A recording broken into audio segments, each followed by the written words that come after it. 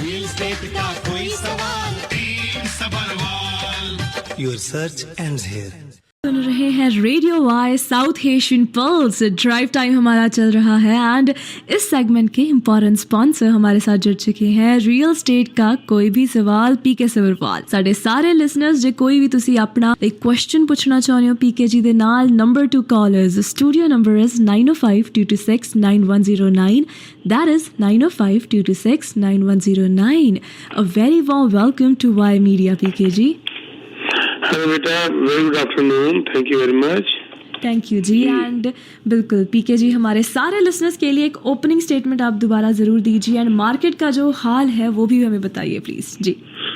जी, real estate market का अगर कहा जाए तो इस वक्त हलचल शुरू हो चुकी है, थोड़ी सी एक्टिविटी स्टार्ट हो चुकी है। और सुबह के प्रोग्राम में भी हमने कहा था कि ये एक्टिविटी के बारे में हमने बात की थी।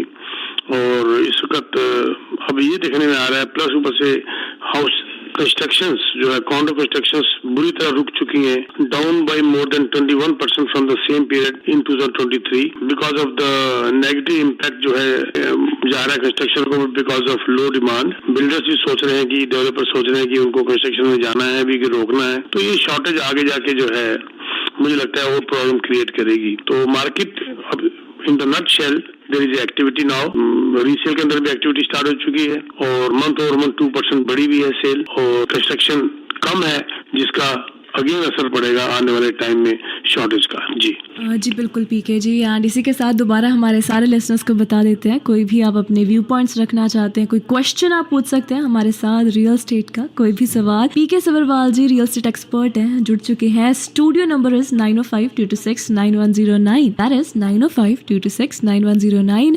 एंड इसी के साथ पीके जी जब हम बात करते हैं तो इंटरेस्ट रेट लाइक है ना, काफी पॉजिटिव हमें ग्रोथ देखने को मिल रही है। In coming future interest not growth, down, interest rate down मिल रही है, ठीक है, इंटरेस्ट कम हो रहा है, ठीक। हाँ जी, positive, what I meant to say was positive. मैं लिसनर को क्लियर कर दूं ये बात। जी जी जी जी जी जी बिल्कुल, जैसे कि आपने कहा कि हमें पॉजिटिव इंटरेस्ट रेट है ना देखने को मिल रहे हैं एंड फ्यूचर में इसके बारे में आपको क्या लग रहा है कि ये पॉजिटिव रहेंगे या लाइक नेगेटिव रहेगा? जी जी जी जी तो तानिया, ये जो इंटरेस्ट रेट है ये आपको पता है कि ये लगातार नीचे आ रहा है और अभी 11 दिसंबर को फिर इसने, क्योंकि ये जो प्राइम था 7.2 तक जो है हमारा चला गया था, और जो कि अब नीचे आके 5.95 तक चला गया है।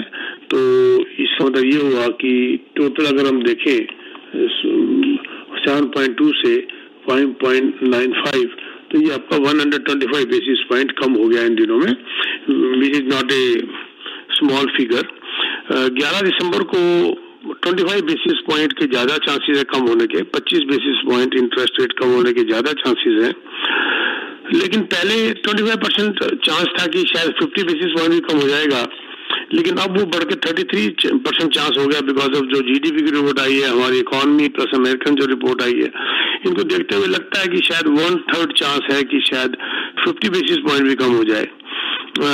लेकिन 25 बेसिस पॉइंट की तो पूरी उम्मीद है। टीडी बैंक एक ऐसा बैंक है जो कह रहा है कि 50% बेसिस पॉइंट नीचे होने की उम्मीद है, लेकिन बाकी मेजॉरिटी ऑफ इकोनॉमिस्ट एंड बैंकों का कहना है कि नहीं, ये 25 बेसिस पॉइंट ही नीचे जाएगा। जो हमें इस वक्त हालात नजर आ रहे हैं उस हिसाब उसको देखते हुए ऐसा लग रहा है जी। और अगर बात करें आगे की 2025 की भी बात करें तो मुझे लगता है कि ये ओवरनाइट रेट जो हमारा अभी 3.75 है, इसके अंदर 125 और कम होने की उम्मीद है अगले साल तक, यानी कि मुझे लगता है 2.5 ओवरनाइट तक जाने की उम्मीद है अगले साल के आखिर तक, which will be a very fair और एक रीजनेबली गुड इंटरेस्ट रेट मेरे ख्याल से होगा। आज के हालात को देखते हुए, आप कल को क्या होगा कुछ कह नहीं सकते, आज के हालात को देखते हुए ऐसे लग रहा है। जी पीके जी, तो मतलब हमें एक पॉजिटिव इंटरेस्ट रेट में जो चीज़ें देखने को मिलेगी इन फ्यूचर एज वेल, है ना। इसके साथ दोबारा हमारे सारे लिसनर्स, अगर कोई आप अपने विचार रखना चाहते हैं, studio number is 9052269109। That is 905-226-9109 and काफ़ी सारे क्वेश्चंस हैं आपके लिए पीके जी, पर सबसे पहले I would like to ask कि जो मॉर्गेज अफोर्डेबिलिटी है उसके बारे में आप ज़रूर बताइए हमें जी। देखो जी, मॉर्गेज अफोर्डेबिलिटी बढ़ती जा रही है, अफोर्डेबल होते जा रहे हैं। पहले कहाँ बताइए 7.2 था और वो प्राइम कम होते होते होते अभी 5.9 पे हो गया, और भी कम हो रहा है, तो नेचुरली इससे अफोर्डेबिलिटी बढ़ रही है। दूसरी तरफ से अगर आप कहें कि जी मकान बड़े महंगे हो गए थे, अब तो और महंगे नहीं हो रहे, या थोड़े बहुत सस्ते ही हुए हैं, ऊपर से इंटरेस्ट रेट भी कम हो गया। तीसरी बात, जो मॉर्गेज रूल्स थोड़े उन्होंने स्ट्रेस टेस्ट किए, बाकी चेंज किए, अमोर्टाइजेशन उन्होंने लंबी की है 25 या 30 साल। ये सारी चीजें बताती हैं कि अफोर्डेबिलिटी बढ़ती जा रही है, और यही सरकार चाहती है, यही हर आदमी चाहता है, ये बायर भी यही बात चाहता है। और ऊपर से जो डेलिकेंसीज हुई थी बुरी तरीके से, मॉर्गेज डेलिकेंसीज लोग दे नहीं पा रहे थे, वो अभी भी है, लेकिन वो भी कम हो रही है। देखिए, ये जो मॉर्गेज डेलिकेंसी है, ये लास्ट क्वार्टर जो भी हमारा निकला है उसके अंदर ये 11.7% ईयर से कम होकर 9.5 रह गई, यानी डेलिकेंसीज कम हुई है। लोगों ने पेमेंट को, क्रेडिट को कोई मिस किया हो, कुछ ये कम हुआ है। लेकिन अगर मैं आपको एक फिगर दूं तो आप हैरान हो जाएंगे, कहने को तो कम हुआ है, लेकिन अभी भी 1.3 मिलियन कंज्यूमर्स ऐसे हैं जिन्होंने एक क्रेडिट पेमेंट कम से कम मिस की है पिछले क्वार्टर में। 1.3 मिलियन कंज्यूमर्स हैं जिन्होंने मिस किए, यानी कि प्रॉब्लम तो है, अभी भी है, लेकिन हालात कुछ ठीक होते नजर आ रहे हैं। खास करके प्रॉब्लम उनको अब आ रही है या आएगी जिनकी रेन्युअल आ रही है, जिनको जो सस्ते 2%, 1.5% जिन्होंने लिए हुए थे, अचानक उनको आज अगर 4%, 4.25% ब्याज देना पड़ जाए तो उनके लिए प्रॉब्लम आ सकती है। लेकिन देखो, we are going on a right direction, interest rate कम हो रहा है देखा जाए तो। बाकी तो यस, आपकी बात जो थी मॉर्गेज अफोर्डेबिलिटी वो थोड़ी बेटर हो रही है मेरे हिसाब से, तो ऐसी बात नहीं है। बुरे दिन गए, अच्छे दिन आ रहे हैं, ऐसी बात नहीं है।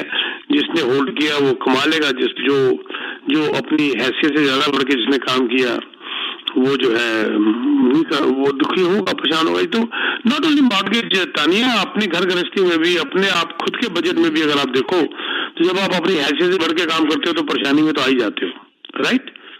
परेशानी में तो आ ही जाते हो आप जी। तो ये बात तो सब पे लागू होती है। जी पीके जी, एंड सच में आपकी जो लाइन थी ना कि बुरे दिन गए अच्छे दिन आ रहे हैं, आई थिंक ये होप की चीज़ है कि हाँ सारे हमारे लिसनर्स भी है जो सुन रहे हैं कि हाँ लाइक अच्छे दिन आ रहे हैं, कोई बात नहीं, चीज़ें धीरे धीरे होंगी। वैसे यहाँ पे काफ़ी पॉजिटिव सोचोगे ना तानिया, अगर आप पॉजिटिव सोचोगे तो पॉजिटिव आपको हालात मिलते जाएंगे। अगर आप नेगेटिव सोचोगे ना तो आपको नेगेटिव ही हालात मिलते जाएंगे। तो क्यों ना हम पॉजिटिव हालात सोचें, पॉजिटिव सोचें, क्यों ना पॉजिटिव सोचें, है ना? कहते हैं ना कि दूध का गिलास आधा, दूसरा कहता है आधा खाली है, एक कहता है आधा भरा हुआ है। तो वो पुरानी बात है, पुरानी कहावत है। तो तानी जब हम पॉजिटिव सोचेंगे तो हर चीज अपने आप रास्ते बनते चले जाते हैं पॉजिटिव के लिए। लेकिन बात यह है कि हर इंसान की अपनी अपनी नेचर है, वो अपने ढंग से सोचता है, तो उसी हिसाब से उसको रिजल्ट मिलते हैं। जी बिल्कुल पीके जी, आपने मुझे एक चीज़ लाइक ना मेंटल क्लैरिटी की भी जब हम बात करते हैं तो मतलब बचपन से ना शायद पता नहीं कि क्यों होता है कि हम वर्स्ट केस सिनेरियो होता है ना वो पहले ही दिमाग में सोच लेते हैं। मतलब मेरे साथ तो ऐसे होता है कि मैं वर्स्ट केस सिनेरियो सोच लेती थी पहले कि बुरे से बुरा क्या हो जाएगा। हाँ, उसमें आप दिलेर जाते हो। अगर आप बुरे से बुरा सोच लेते हो और उसके लिए तैयार कमर कस लेते हो तो आपका वो बुरा टाइम कब आगे निकल गया पता भी नहीं चलेगा।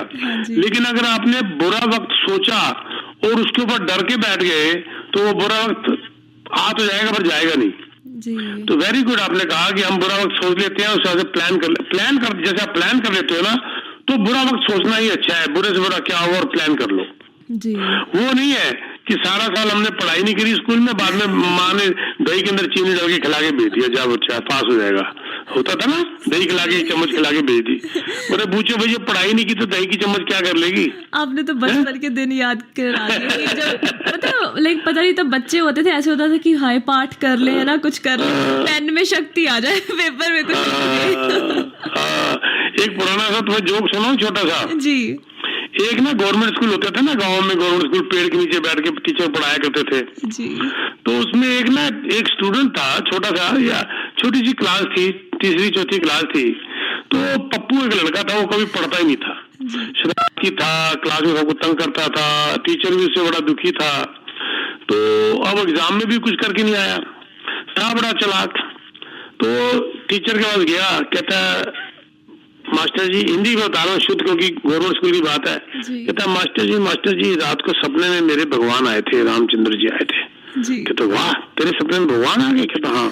कहता क्या हुआ? कहता वो मुझे बोल रहे थे अपने मास्टर जी को कह देना कि वो तुझे पास करते हैं। वो कहता है तुझे क्या कह चले गए, मुझे क्यों नहीं क्या करके? कहता मुझे नहीं पता जी, मास्टर जी वो तो मुझे कह रहे थे और उनका बड़ा भला होगा, उनकी बड़ी तरक्की होगी। मास्टर को पता था ये जो है पप्पू जो है ना बड़ा शरारती बच्चा है, झूठ बोल गया। अगले दिन मास्टर जी ने डंडा हाथ में पकड़ा, उसको बुलाया और कहा भी देख वो मेरे सपने में भी आ गया रात को। तो क्या हुआ फिर? मेरे सपने में आके मुझे कह कर गए जो पप्पू जो है ना, जो भी बोले उसकी बात मत मानना, उसको 4 डंडे मारना और उसको 0 दे देना। तो अब बजाय पप्पू घबराए, वो दिलेर था बहुत और होशियार था। कहता मास्टर जी अब जो करना है कर लो, पर ये भगवान जी भी बड़े अजीब हैं, मुझे कुछ कह के चले जाते हैं, आपको कुछ कह के चले जाते हैं। तो यानी अपने आप को भी जस्टिफाई कर लिया उसने। क्या बात है। तो बात है कि जब आप मेहनत करोगे तो रिजल्ट आएगा, जब मेहनत नहीं करोगे तो भी तैयार हो जाओ उन कामों के लिए, ठीक है ना। और ये बहुत ही ज्यादा एक इम्पोर्टेंट बात होती है जब हम अपने आप को तैयार कर लेते हैं। देखो एक ये मैं अक्सर लाइन बोला करता हूँ, एक्शन इज द फाउंडेशनल की टू ऑल सक्सेस। जब तक आप एक्शन नहीं लोगे, शुरुआत कहां से होगी जी? गाड़ी को स्टार्ट नहीं करोगे, चलेगी कहां से? ठीक है ना। तो एक्शन इज द फाउंडेशनल की टू ऑल सक्सेस। सिर्फ बैठ जाना और बैठ के सिर्फ ये सोचते रहना अच्छा दिन आएगा, तो वो ये भी बड़ी एक घिसी-पिटी कहावत है कि दुखी हो गया, मंदिर में इधर उधर जाके पूजा करता रहता था, भगवान मेरे लिए भी कुछ कर, मेरी लॉटरी निकाल दे, कुछ कर, मुझे भी कुछ मिलियनर बना दे, सुबह शाम पूजा करता था। तो दुखी होकर एक दिन भगवान प्रकट हो गए और कहते हैं बेटा तेरी लॉटरी तो तब निकालूंगा ना जब तू टिकट खरीदेगा, तो टिकट ही नहीं खरीदेगा तो लॉटरी कहां से निकालू? समझ रहे बात? तो ये एक्शन तो बहुत जरूरी है फॉर एनी सक्सेस। तो ये बात है। बाकी ये दिन बुरे रियल एस्टेट के या अच्छे सबके लिए है, किसी के लिए कम, किसी के लिए ज्यादा। किसके लिए कम? जिसने अपने आप को डिसिप्लिन रखा हुआ है, अपने आप को अपनी हैसियत में रखा हुआ है, अपनी इनकम के अपनी मीन्स के हिसाब से खर्चे कर रहा है। और ज्यादा बुरे उसके लिए जो अपनी हैसियत से बढ़ के कर रहा है, जो अपने मीन्स से ज्यादा खर्च कर रहा है, दिखावट में जो पड़ा हुआ है। वो सोचते हैं कि दिखावट में जो है ना बड़ा अच्छे रिजल्ट आते हैं, बट उनका ये मानना है fake it to make it, fake it to make it. पर उनको ये नहीं पता ये फेक इतनी बुरी तरह मारता है कभी कि दोबारा खड़े नहीं होने देता इंसान को। तो हम अपना क्यों नहीं आराम से डिसिप्लिन से सोच समझ के चले, अगर तो कुछ नहीं बिगड़ता। अगर हम अपने हालात में, अगर हम अपने हालात अपने सिचुएशन देखो, हम क्या करते हैं, एक ये भी बड़ी पुरानी कहावत थी कि खर्चे बढ़ाओ इनकम अपने आप हो जाएगी, है ना जी। बहुत ही बकवास ये कहावत थी। होना ये चाहिए, क्या कहते हैं जिसे कहते हैं ना किस्म से बजटिंग जी। बजटिंग क्या है? Not planning the income. Income तो आपके हाथ में, वो एक अलग एस्पेक्ट हो गया आपकी मेहनत का। इनकम कब होगी, कैसे मेहनत करोगे, क्या करोगे। Budgeting is planning the expense, not planning the income. मेरे हाथ में $2000 महीने आ रहे हैं, उसके अंदर मैंने बजट करना है। 10% मैंने $200 एक तरफ रख देने हैं और $1800 से मैंने गुजारा करना है। ये तो होगी एक बजट, पॉजिटिव बजट। और एक आदमी के पास $2000 आ रहे हैं और वो 2500 खर्च कर रहा है, उसने बैंकक्रप्ट होना ही होना है। फिर उसने चोर चक्की पाप ये वो शुरू कर देने, उल्टे सीधे काम शुरू कर देने, क्योंकि वो बजट करना ही नहीं जान रहा। पता नहीं हम रियल एस्टेट की बजाय कहीं और चल पड़े तानिया। नहीं, पर लाइक पीके जी बिल्कुल आपकी बातें सही हैं, but I still want to ask, Pappu के फिर डंडे पड़े कि नहीं? पप्पू को बहुत बुरी तरह पड़े। और मास्टर भी क्या करे कि पप्पू इतना शरारती ऐसी बातें कर रहा है, डंडे तो पड़ने थे, ठीक है ना।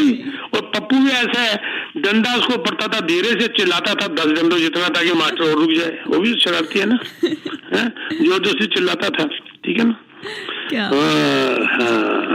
जी बिल्कुल, ये तो आपने बिल्कुल सच कहा कि एक्शंस आर वेरी इंपॉर्टेंट। जब हम अपनी तरफ से अपनी मेहनत करते रहते हैं एंड ज़्यादा खर्चे नहीं कर रहे हैं, अपने बजट के अकॉर्डिंगली चल रहे हैं, that is actually the most important cheese.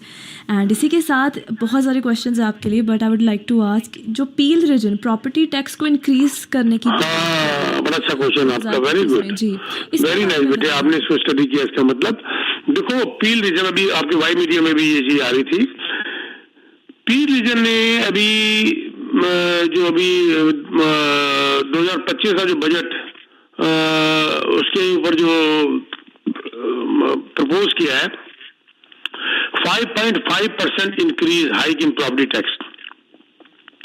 Average jump जो आएगा पील रीजन के अंदर 3 आते हैं, मिसागा, ब्रैम्पटन और कैलेडोन। मिसागा, ब्रैम्पटन, कैलेडोन 2025 के बजट में उन्होंने प्रपोज किया है प्रॉपर्टी टैक्स को हाई करना 5.5%, यानी कि लगभग ऑन एन एवरेज $321 जंप हो जाएगा प्रॉपर्टी टैक्स का रेजिडेंशियल के लिए, और कमर्शियल के लिए लगभग $564 ये जंप हो जाएगा।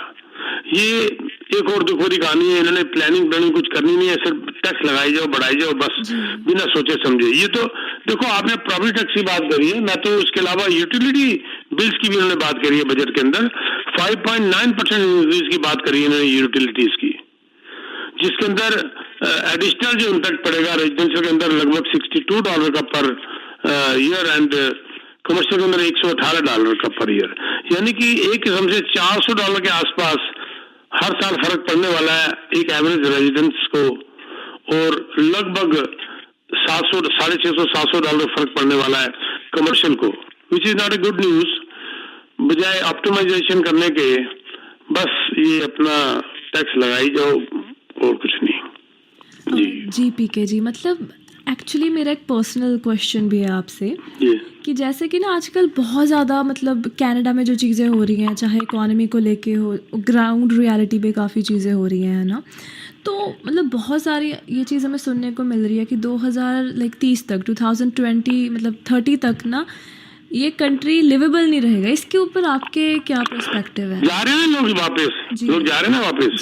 सो अभी आया था ना एक न्यूज कि लगभग 500,000 स्टूडेंट्स कंप्लीट कर वापस जाने के प्लानिंग में बैठे हुए हैं, तो वापस चलो।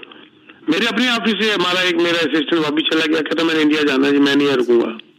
तो बात यह है कि ये हालात ऐसे बन रहे हैं ना, हालात ठीक नहीं है कुछ, और जो है बस ये क्या होगा क्या नहीं होगा बात की बात है।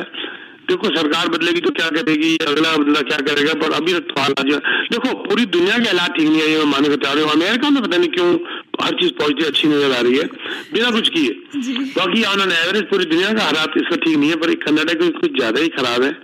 कब ठीक होगा नहीं होगा आई डोंट नो।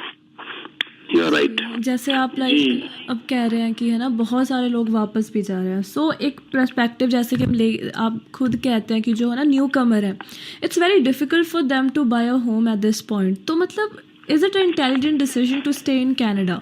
नहीं, मतलब बात ये देखो, सीधी सी बात है, तुम तो बाइंग की बात कर रहे हो जी, मैंने कहा कि रेंट में भी देना मुश्किल हो रहा है, इसको तो रेंट भी देना मुश्किल हो रहा है लोगों को जी। आप तो बाइंग की बात बाद में करो, लेकिन बाइंग की बात में मैं एक बात में सहमत नहीं हूँ जी। आप मुझे बताओ, इंडिया में कौन कितने घर खरीदता है? वैसे दादे परदादों की हवेलियां चलती आती हैं, उसी में रहते हैं ना सारे। आई थिंक 3-3 यहाँ पर हर इंसान घर खरीदना चाहता है, ये भी एक सोच का फर्क है जी। इंडिया में जैसे हमारे पेरेंट्स का घर था, 3 भाई थे, तीनों मिलकर रहते थे जी। उनके आगे बच्चे और जब पावर बढ़ गई, ताकत बढ़ गई, तो आपस में सिबलिंग्स शेयर करके घर और लेके बांट लेते थे जी। यहाँ पर ऐसे होता है क्या जी? नहीं होता, ठीक है ना। तो हम अगर कंपेयर करें इंडिया पाकिस्तान से, बांग्लादेश से, श्रीलंका से, तो वहाँ के हालात में फर्क है। यहाँ पर तो घर खरीदना, पेरेंट्स के साथ घर में रहना तो बात की बात है, वो कुंवारे में ही छोड़ के भाग जाते हैं बच्चे, मैंने अपनी गर्लफ्रेंड के साथ रहना है, अपने बॉयफ्रेंड के साथ रहना है जी। तो घर भी तुम फिर खुद बना लो ना जी। गलत तो नहीं कह रहा ना बेटे में, बिल्कुल आप सही बात कह रहे हो। हालात ये वहाँ पर पेरेंट्स जो है वो देखते थे कि मेरा घर 4 कमरों का था, अब मेरे 2 बच्चे हो गए हैं, उनकी भी 2 परिवार हो गए, तो अभी तक हम ठीक रह रहे हैं। तीसरा बच्चा हुआ तो अब ये 4 कमरे, अब ये बच्चे बड़े हो गए, अब नहीं रह पाएंगे, तो वो परिवार मिलके पैसे इकट्ठे करके और घर लेता था और 2 भाइयों को अलग से एक बेड रहने के लिए दे दिया करता था, तो किसी को प्रॉब्लम नहीं होती थी जी। ठीक है, एक्सेप्शंस आर ऑलवेज देयर, वहां भी झगड़े होते थे, कई बार पेरेंट्स ढंग से नहीं संभाल पाते थे, विल नहीं कर पाते थे, लेकिन यहाँ तो हर बंदा एक 18 साल के बाद कहता है मैंने घर लेना है जी। तो और पेरेंट्स के साथ रहना नहीं है, रहना अपनी गर्लफ्रेंड के साथ है या रहना अपने बॉयफ्रेंड के साथ है जी। सारी चीजें तुम इतनी सोच लेते हो या इतनी मांग लेते हो या इतनी ज्यादा तुम इच्छाएं बढ़ा लेते हो कि पूरी नहीं होती जी। है। ख्वाहिशों के बोझ में तू क्या क्या कर रहा है, इतना तो जीना भी नहीं जितना मर रहा है। सच बात है, इतना तो जीना भी मर रहा है। हमें हर चीज चाहिए, हर चीज चाहिए। ख्वाहिश, बस में जाते थे फिर कार मिल जाए, कार अगर सेकंड हैंड मिल गई तो नई मिल जाए, नई मिली तो ज्यादा बेटर मिल जाए, बेटर मिली तो हमें मर्सिडीज मिल जाए, मर्सिडीज मिली तो हमें मजेराटी चाहिए। मतलब ख्वाहिशें तो कभी खत्म होंगी नहीं, और ये ख्वाहिशों के बोझ में तुम मरे जा रहे हो। जी जी बिल्कुल पीके जी। तो इसका सॉल्यूशन क्या है? ये चीज सोल्यूशन ये है satisfaction, grounded grounded grounded grounded. देख पढ़ाई चौपड़ी मत ललचाए जी, समझे इसका मतलब? नहीं समझे जी। दूसरा बंदा चौपड़ी देसी की रोटी खा रहा है, उसको देख के डी को मत ललचाओ, अपनी सूखी रोटी में कड़े बड़े फायदे हैं। ये नंबर 1 जी।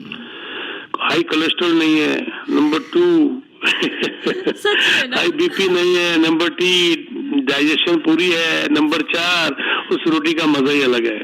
क्या बात है, सच में BK ji, this is so beautiful ना। एक सूखी रोटी के भी फायदे होते हैं। कभी आपने कम खाना खाने वाले को मरते हुए जल्दी देखा है? नहीं। जितनी बीमारियां लगी हैं, 7 पकवान, उसके बाद डिजर्ट, पहले ड्रिंक्स और लैविश पैसा, बीमारियां इन्हीं को लगी हुई हैं सारी। Indigestion, high blood pressure, diabetes, mental health.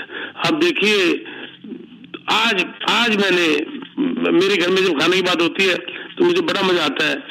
कितना सिंपल खाना, मैं घर की बात बताता हूँ। मैंने तुमको क्या खाया सोचिए आप जी। भरता नहीं होता बैंगन का, हाँ जी हाँ जी, मेरा फेवरेट है, साथ में 2 सूखी रोटी, घी भी नहीं लगाता मैं। क्या बात है। जो मजा आता है ना, जो मजा आता है उसकी बात ही अलग है। देखो मैं आपको एक बात बताऊं, छोटी सी बात तो रियल एस्टेट की हो ही नहीं रही, अच्छा लग रहा मुझे भी। मुंशी प्रेमचंद का नाम आपने सुना हुआ है? जी जी जी। उसकी कहानी आपने, मेरे घर तो उनका पूरा एक लिटरेचर पूरा मेरे घर में भरा पड़ा है। हमें भी स्कूल में होती थी उनकी उनकी स्टोरी। उनकी एक स्टोरी थी भूख जी। उसमें एक बहुत गरीब फैमिली थी, और इतने गरीब थे कि वो बच्चे ने कहीं पर सुन लिया, स्कूल में फ्री का स्कूल था, 2री-3री क्लास का, कि हलवा नाम की कोई चीज है। ये हलवा जी जी, जैसे गुरुद्वारे में हलवा मिलता है, बड़ा बढ़िया घी होता है, देसी घी होता है, खाते हैं ना तुझे? हाँ जी हाँ जी। वो वैसा हलवा कहीं मिलता नहीं है जितना गुरुद्वारे में मिलता है। मुझे नहीं समझ आई क्या है ना, मुझे भी नहीं कहीं, मतलब वो बना के मर जाते हैं। जो मजा गुरुद्वारे में हलवा खाने का, सच में आई एग्री। हाथ में घी लगता है, उसको मैं सिर में मार लेता हूँ उस घी को, इतना मजा आता है उस हलवे का। और अच्छा कई बार हमें, जैसे यहाँ पे एक रेस्टोरेंट है मारुति, वहां पर जो थाली मिलती है उसमें हलवा आता है। मैं अपनी वाइफ को एक दिन कह रहा था, यार ये बहुत क्लोज हो गया गुरुद्वारे के हलवे के साथ, क्लोज हो गया, पर उसको माफ नहीं किया इसने।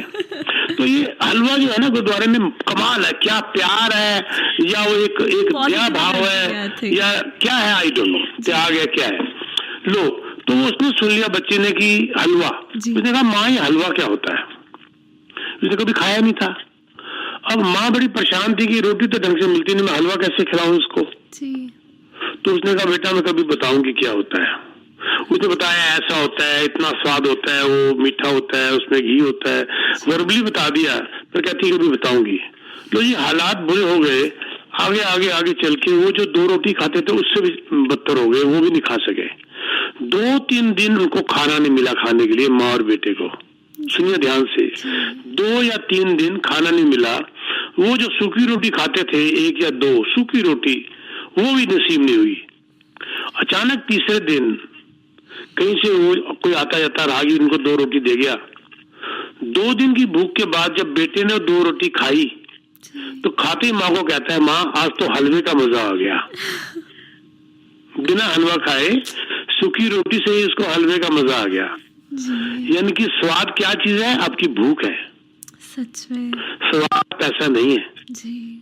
स्वाद 7 जिसे कहते हैं पकवान, 8 पकवान, 5 पकवान नहीं है। ये सिरदर्दी और उम्र कम करे। आप भूखे रह के खाना खा के देखिए जो मजा आता है, मैं उसका मजा ही कुछ अलग है। लंच खत्म हुआ, हाँ हाई टी में क्या है, हाई टी पूरी हुई, अच्छा डिनर में क्या है, डिनर के बाद अच्छा लेट नाइट सफर में क्या है, क्या बकवास है। आपने दिमाग को सोचने ही नहीं दिया स्वाद के बारे में। आपके पेट को आपने खाली नहीं होने दिया अगले स्वाद को लेने के लिए। फिर आप 7 पकवान, ये पकवान, वो पकवान, ये एक अमीरों के चोचले थे जिनको खाने के लिए कुछ ना कुछ चाहिए। पुरानी स्टोरीज राजाओं की सुन लीजिए। मैं अभी पीछे I am so blessed to be associated with हमारे दलाई लामा साहब। उनका धर्मशाला में मेरे को जाने का मौका मिला, बल्कि मेरी एक प्रॉपर्टी डील भी उनके साथ, उनके एसोसिएट के साथ हुई थी। तो मैं रास्ते में पालमपुर के आगे से मेरे दोस्त का निकल रहा था, तो रास्ते में एक पैलेस आता छोटा सा जो कन्वर्ट हो गया होटल में, राम सिंह वगैरह राजा कुछ उनकी हिस्ट्री थी। बेटा मैंने उनको पढ़ा, उनकी सबकी हिस्ट्री की फोटो लगी हुई थी। जो सबसे ज्यादा एज जिसकी हुई थी, जो मरा था 53 ईयर की एज में मर गया था। कोई 32 साल का, कोई 25 साल का, कोई 47 साल का, कोई 42 साल का।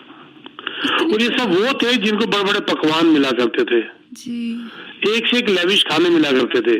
उस लेविश ने ही इनको मार दिया जी। ठीक है। कम खाना खा के मरते हुए आपने किसी को नहीं देखा होगा। सच में ज्यादा खाना खा के आपने मरते हुए जरूर देखा होगा। गैस्ट्रोटाइज होगी, ये बीमारी मेरे को तो नाम ही नहीं आते। और जब हम ज्यादा खा लेते हैं, मैं कभी अभी जैसे मान लीजिए मैं भी टूर में था, 3 हफ्ते की टूर पे था, और एक से एक खातिर करने वाले सब सिबलिंग्स थे मेरे, मना कर करके मर जाते थे, पर वो बाज ही नहीं आते थे। और जैसे ही फ्लाइट से उतर के मैं आया तो मेरी वाइफ को पता था इसने क्या करना है। घर आया, फ्लाइट में मैं नहीं खाता होता ज्यादातर खाना, क्योंकि मुझे पसंद नहीं आता। मैं सीधे उनको कहता हूँ बिस्तर बिछा दो मेरा, मैं तो सो रहा हूँ और मेरे को डिस्टर्ब मत करना। वो डिस्टर्ब ना करो, मैं नहीं खाता खाना। तो या उसको अगर वो सूप या कोई लाइट सी चीज सैलड ले लिया। घर आने के बाद आप बिलीव करेंगी, मेरी वाइफ मेरे लिए हमेशा दाल चावल बना के रखती है। क्या बात है, दाल चावल तो कंफर्ट फूड होता है ना, कंफर्ट फूड है ना। मूंग की दाल चावल और साथ में चटनी पुदीने की, क्या बात है, और पापड़। मुकाबला ही नहीं है। सच में है ना, मुकाबला ही नहीं है ना बेटा। सच में। तो हाँ, तो जरूरतें जो है ना ओवर एम्बिशियस, और ये चीज आपको गलत रास्ते की तरफ ले जाती है जी। और वही बात मैं अभी कह रहा था प्रॉपर्टी के मामले में, मैं कई बार कह चुका, लोग बोर हो गए होंगे मेरी बात सुन कर, कि जो इंसान जमीन में बैठा है वो कभी गिर ही नहीं सकता। क्या बात है, सच में वो गिर ही नहीं सकता। तो अपनी ख्वाहिशों को लगाम डाल लो और अपने एक्सपेंस को प्लान कर लो। ये जो हो रहा है दुनिया में सबके साथ होता रहेगा, पर आपके पास बाद में होगा, क्योंकि आपने अपने आप को डिसिप्लिन कर रखा है जी। मिलियनर, बिलियनर, बैंकरप्ट, ये वो औकात से ज्यादा काम कर लेना।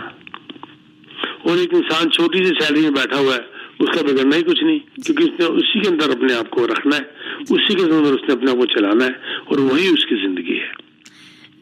मैं यहीं से सीखा हूँ। मेरे गुरु हुआ करते थे, बाबू रामकृष्ण जी मेरे गुरु हुआ करते थे। उनसे मैंने ये चीज सीखी कि अपने आप को संभाल लो, बस अपने आप हर चीज संभल जाएगी। क्या बात है। अपने आप को संभाल लो, अपने आप हर चीज संभल जाएगी। Never expect anything from anybody. बस एक बड़ी अच्छी बात मुझे याद आई जी। A person's net worth is known not by how much he owns. A person's net worth is known not by how much he owns, but by how much he gives away. यहाँ से नेटवर्क समझ आती है इंसान की। एक इंसान कितना रईस है, उसके पास क्या है उससे कोई मतलब नहीं, वो कितना बांट देता है उससे मतलब है जी बेटा। तो ये बातें जिंदगी में, पता नहीं मैं तो भाषण देने बैठ गया। नहीं, तो I love that PK, I seriously needed it today. तो कोई नहीं, मिलेंगे बच्चे किस दिन बैठेंगे और उसके बाद और बात करेंगे। whenever you feel like missing your parents or something, if they are not here, so you can anytime you can come to my office, or वाई मीडिया वैसे ही मेरे बड़ा क्लोज है जी। तो थैंक यू वेरी मच। मैं चलते चलते बता दूं आपको कि for any real estate need huge incentives, उसमें से कई इंसेंटिव्स जा चुके हैं, हाथ से निकल चुके हैं। बिल्डर नॉट बैकआउट, बिल्डर ने कैंसिल कर दिए, बंद कर दिए इंसेंटिव देने। अभी भी 2-3 प्रोजेक्ट्स बड़े शानदार मेरे हाथ में है, ह्यूज इंसेंटिव्स के साथ। मुझे कांटेक्ट कर सकते हो, अनबिलीवेबल। अगर मैं कहूँ कि 30,000 के अंदर आप 6 लाख का यूनिट ले सकते हो सिर्फ, और 3 साल तक आपने कुछ नहीं देना। $30,000 और बस, और कुछ नहीं देना, सिर्फ 30,000। कैसे लगेगा आपको? इस किस्म के कुछ प्रोजेक्ट्स हैं, मेरे को मिल लीजिए, मेरे से बात कर लीजिए, और उसके बाद हम आगे बढ़ेंगे। मेरा नंबर नोट कर लीजिए, साथ में अपना आप टेक्स्ट मैसेज डालिएगा फोन नाम के साथ, और we'll call you back. 647-299-4757। I repeat 647-299-4757। Thank you very much बेटा, thank you ji, thank you so much PK ji, have a great day. Ji बिल्कुल, आप सुन रहे हैं radio Y South Asian Pulse drive time हमारा चल रहा है। हमारे साथ जुड़े हुए थे पीके जी। रियल एस्टेट का कोई भी सवाल पीके सवरवाल, एंड बहुत ही इंपॉर्टेंट इन्फॉर्मेशन हम सबके लिए देकर गए हैं आज। एंड कहीं ना कहीं द बेस्ट पार्ट जो मुझे लगा इस कॉन्वर्सेशन का वॉज कि अपने आप को संभाल लो, बाकी सब अपने आप संभल जाएगा।